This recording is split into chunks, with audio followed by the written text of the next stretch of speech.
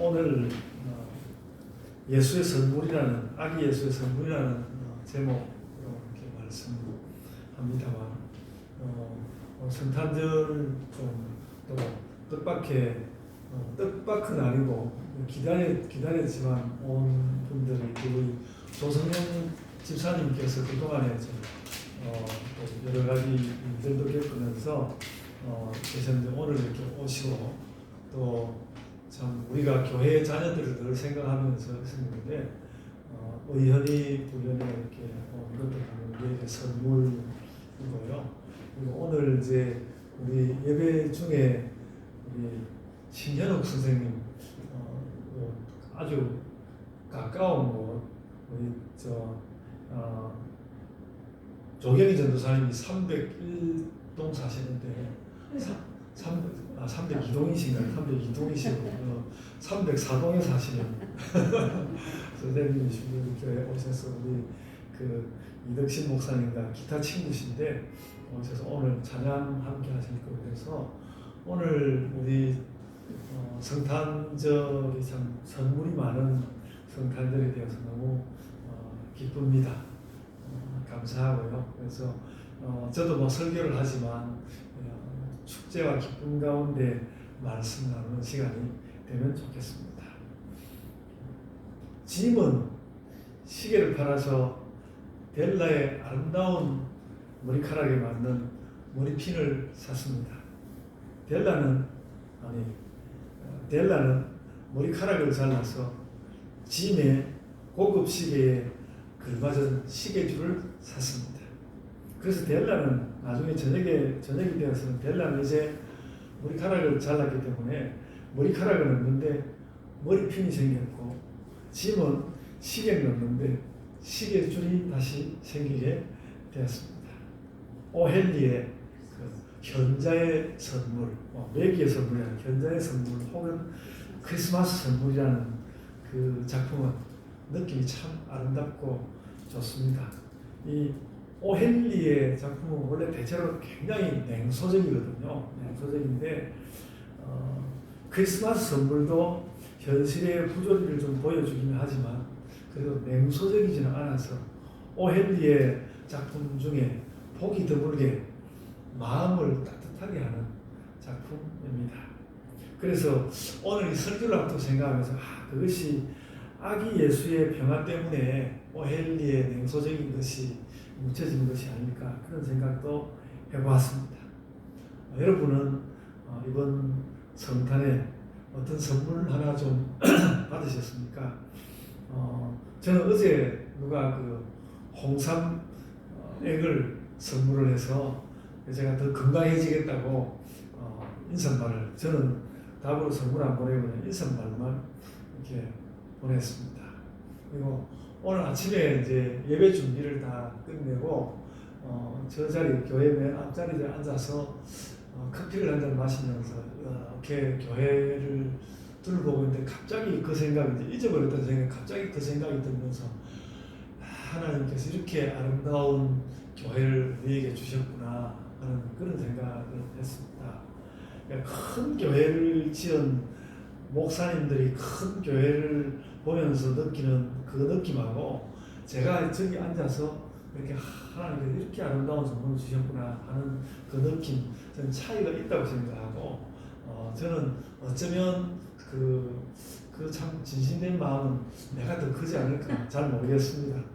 그렇게 느끼면서 우리 교회의 건물이 우리 교회의 건물이 얼마나 아름다운 하나님의 선물인가 그런 생각을 하였습니다.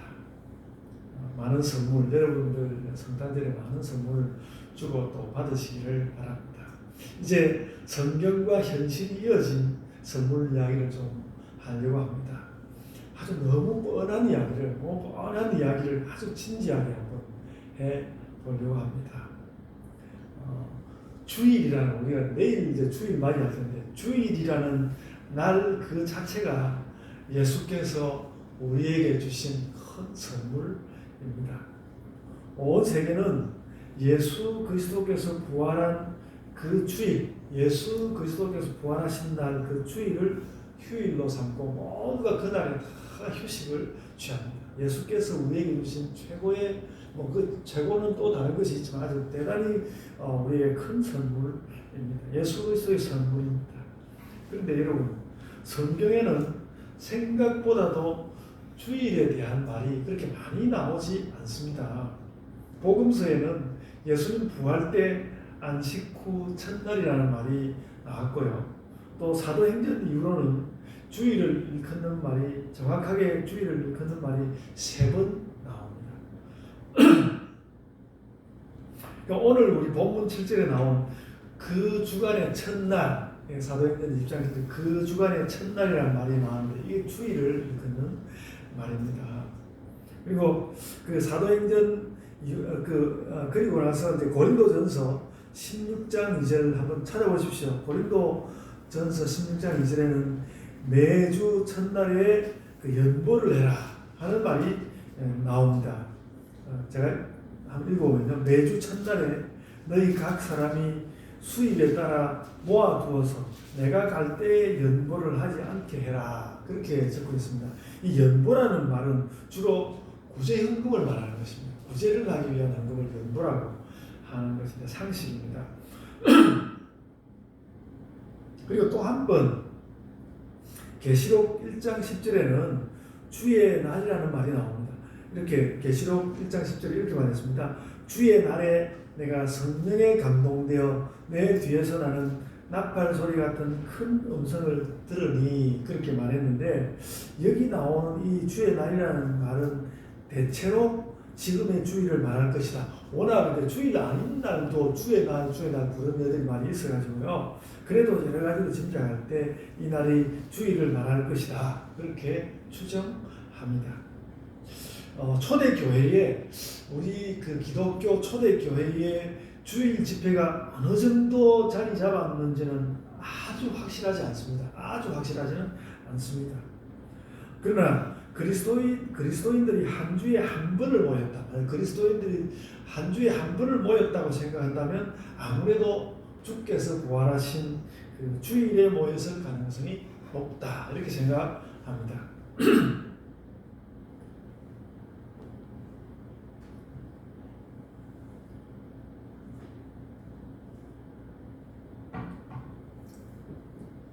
오늘 본문도 이제 그 주일 집회 장면인 것이 분명해 보입니다. 주일날 모이는 주일 집회 장면인 것이 분명해 보입니다.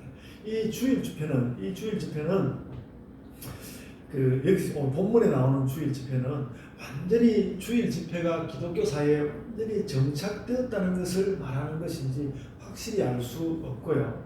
또 그렇다고 완전히 아무런 제도가 없는 가운데 모이고 보니까 주일에 모인 것이다. 그렇게 말하기도 어려운 것 같습니다.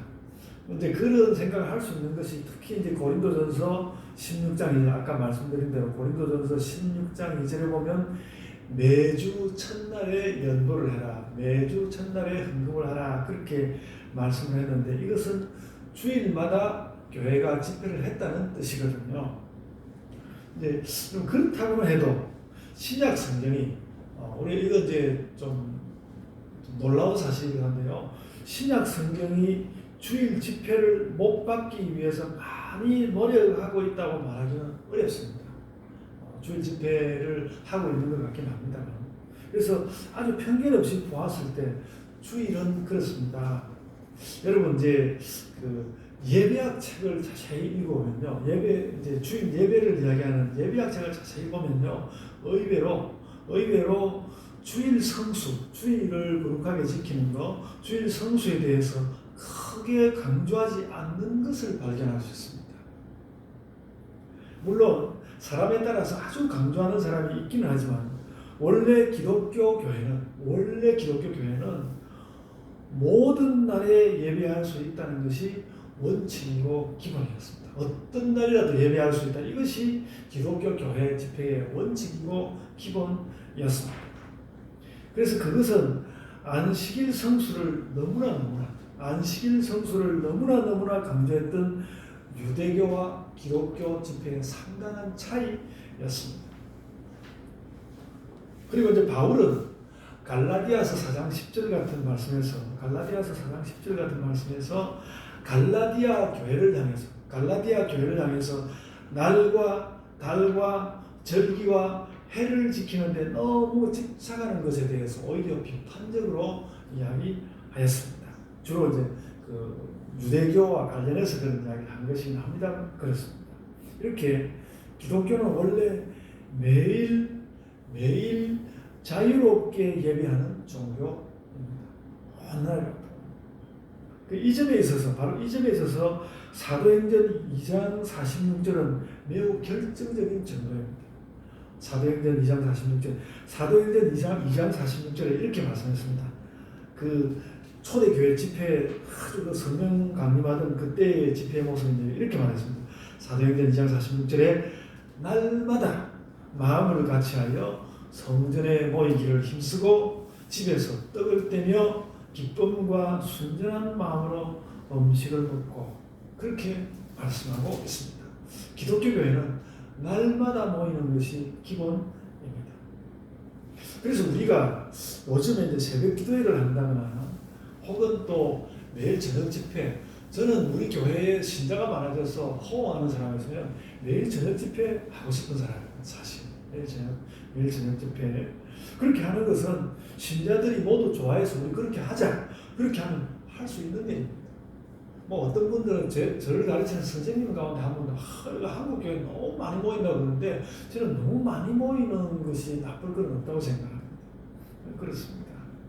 근데 이제 세상에서 경쟁도 해야 하고 사람이 먹고 사는들이 하루를 다 애를 써도 안 되는 경우가 많기 때문에 이와 같이 매일 집회를 목사가 강요를 한다면 그 신자들이 견뎌내기가 어려울 것입니다. 그러므로 초대교회의 집회 원칙이 무엇이었는지 우리는 금방 종합해서 알 수 있습니다. 그 초대교회의 집회 원칙은 매일 모일 수 있는데 자유로 하는 것이었습니다.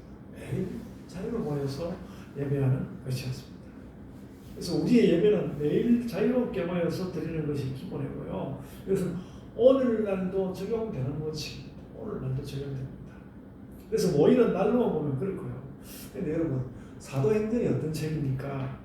성령 강림의 역사가 일어나서 사방팔방으로 복음이 전파됐는데 그 전파의 핵심이 예수 그리스도의 부활이었습니다. 예수 그리스도의 부활이 중심이었거든요.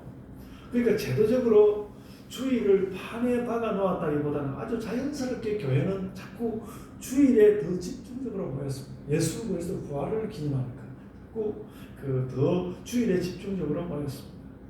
주일에 모이게 되는 데는 성령 강림도 크게 작용했을 것으로 보입니다. 사도행전 2장 1절이 매우 중요한 말씀입니다. 사도행전 2장 1절에 이렇게 말씀했습니다.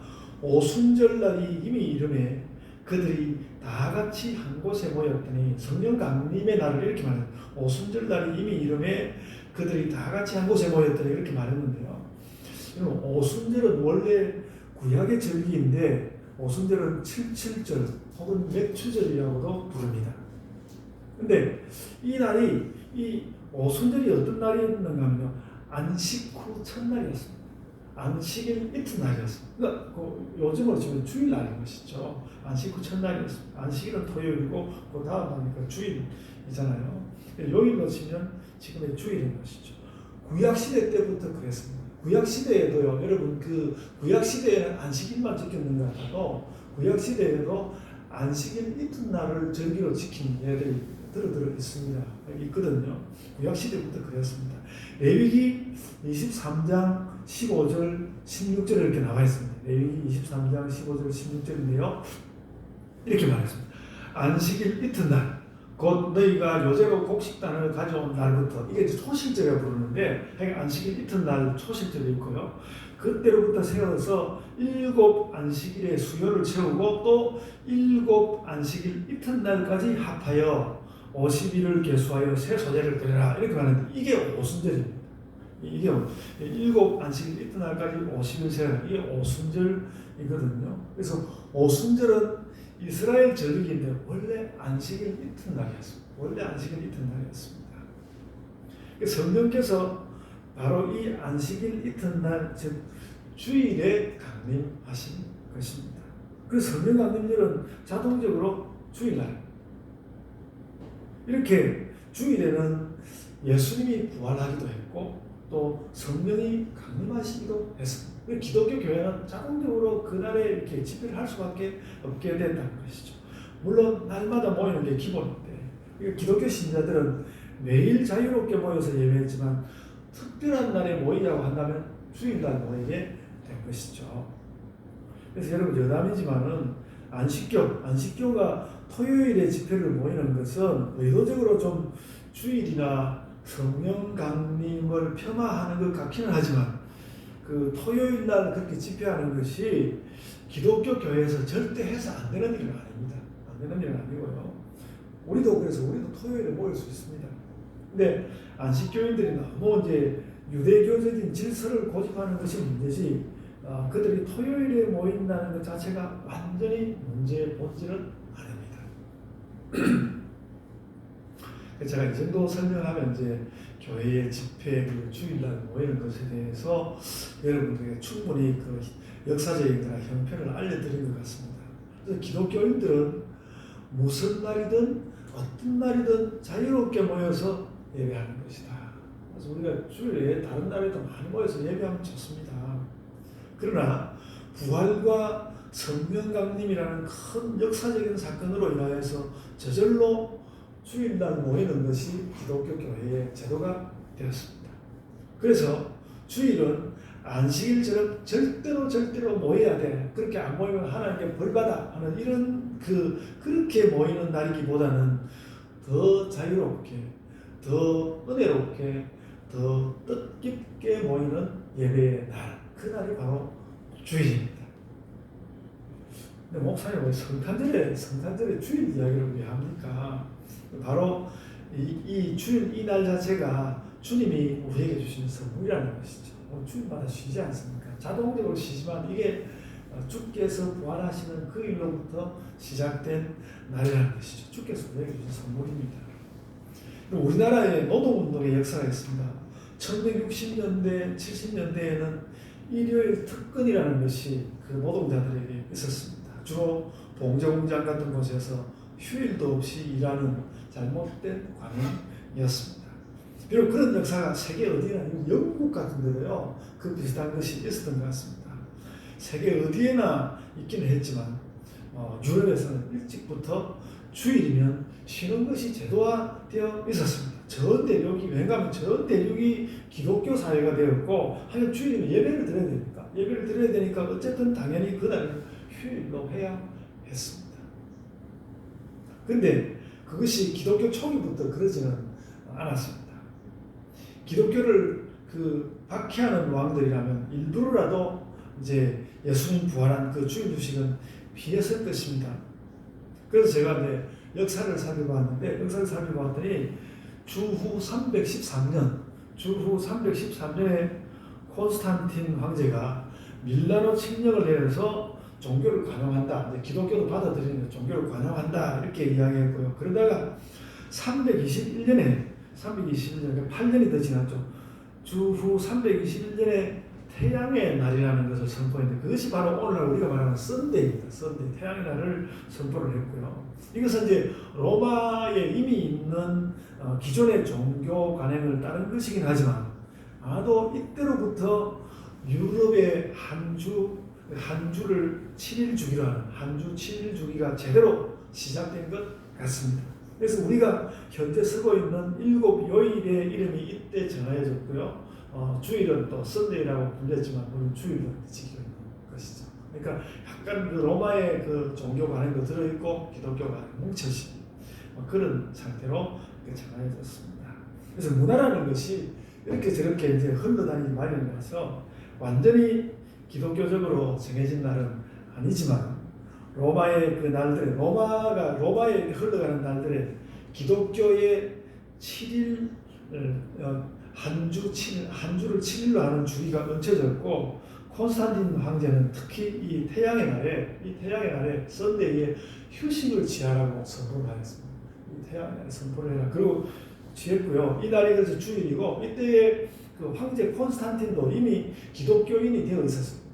그래서 콘스탄틴이 그 황제로서 그 교회의 장로가 되어서 예배 드리면 그 교회 앞에 이렇게 앉아 있었습니다.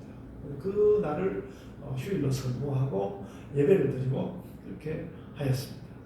여러분, 우리 이렇게 내년에 이제 대통령 선거를 치는데 이번 대통령 선거에는 한 주에 4일 노동하는 거가 이슈가 좀 될 수 있겠고, 현재 우리나라는 대체로 이제 한 주에 5일 노동하는 것이 정착되어 가고 있지 않습니까? 그런데 이런 모든 것이 그 로마의 7일 한 주기를 시작한 여기로부터 시작됐다고 할 수 있습니다.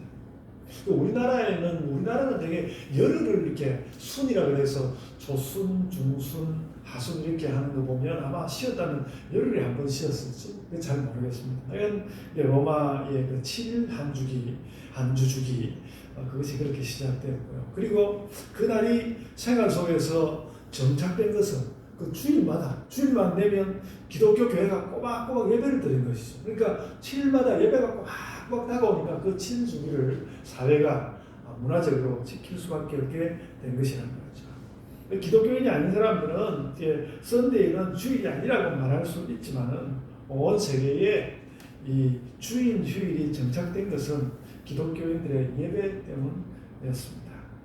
예수님 때문에 온 세계의 주일 휴일이 정착되었다는 말입니다.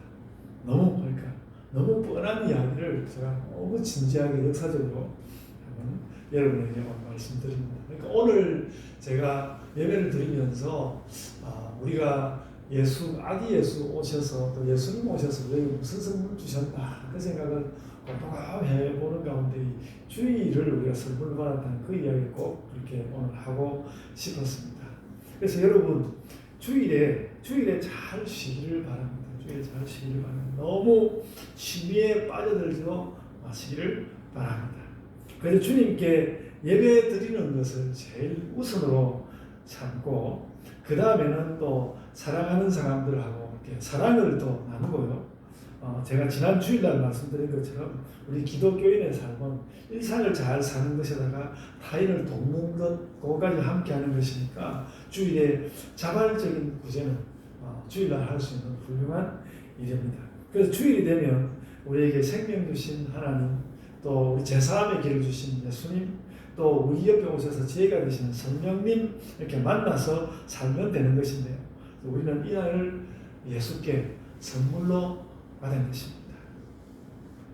우리가 이미 이 날들을 너무나 많이 받아서 누렸지만, 예수님 안 믿을 때부터 받아 누렸지만 다시 한번 그 주일을 주님의 선물로 여러분 다 받으시기를 바랍니다.